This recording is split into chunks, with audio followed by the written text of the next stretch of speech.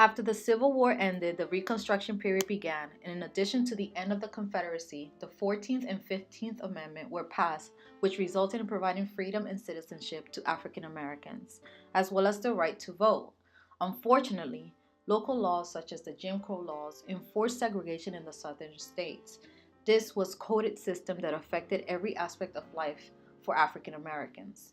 In 1955, became a huge turning point in the movement for equality. Rosa Parks' bravery to sit at the front of the bus gave many hope and strength to push for the basic rights they've been denied.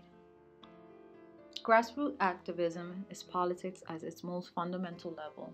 People coming together to stand up and make a difference. This can mean protesting outside the gates of a factory where an employee has been unfairly dismissed, or leafletting a whole community on an issue that affects them. Martin Luther King Jr. is one of the most famously known grassroots civil rights activists. He used a nonviolent approach and promoted negotiation, self-purification, and direct action to work with those who are above this nation, a campaign mentioned in his letter from Birmingham. Malcolm X, for example, as seen on Week 9's Civil Rights document, and this happened in Los Angeles, speaks on the police brutality against the black youth of the time and how there were no reasons for such violence against them. The target was simply based off color. Although he urged for a more harsh response to the racism, he still empowered African Americans to take charge and fight for their entitled freedom. The grassroots activists who made powerful impacts in the United States history still are making changes even till this day. It is impossible to teach the truth about civil rights struggle in America only by examining the work of prominent leaders. The grassroots efforts help to raise awareness and build recognition and support, all to haste the process and help the civil rights movement reach its goal for their people. They laid out the foundation for sit-ins and marches, as well as providing training for African Americans to be able to vote in southern states. Provided plans on how to change was going to begin and how they were going to demand it. The grassroots of the civil rights movement helped increase the numbers of supporters and helped pave the way to organizations such as the SNCC and the NAACP, an organization that assisted with legal protection for African Americans in civil courts as well as schools.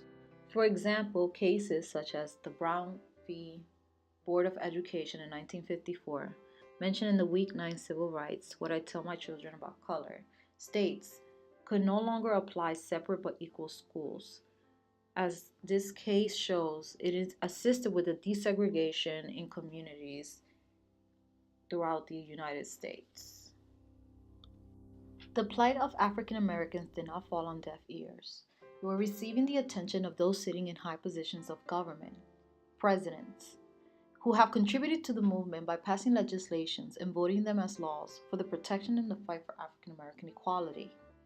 Truman, in 1948, ended discrimination in the military. This helped set the platform for grassroots activists to focus on racial equality legislation and ignite the civil rights movement even further. Eisenhower, 1957, signed into law the Civil Rights Act of 1957. This established the Civil Rights Division in the Justice Department to prosecute any individuals who denied or abridged a citizen's right to vote. JFK in 1961 issued first an executive order to enforce affirmative action to make sure African Americans were equally protected in contracted positions, which later caused some racist government officials to defy federal orders. In 1963, then President Kennedy was urged to further protect African Americans with encouragement from MLK, leading to the Civil Rights Act of 1964. After the assassination of JFK, Vice President Johnson assumed role as president, and as Roy Wilkins Jr. with Thomas Baker stated, he, LBJ, took a very personal concern on the fair employment business for people of color. Johnson ensured the Civil Rights Act of 1964 was voted into law even after President Kennedy's passing. As President Lyndon Johnson once mentioned, and I quote, "Our nation is moving toward two societies, one black, one white, separate and unequal."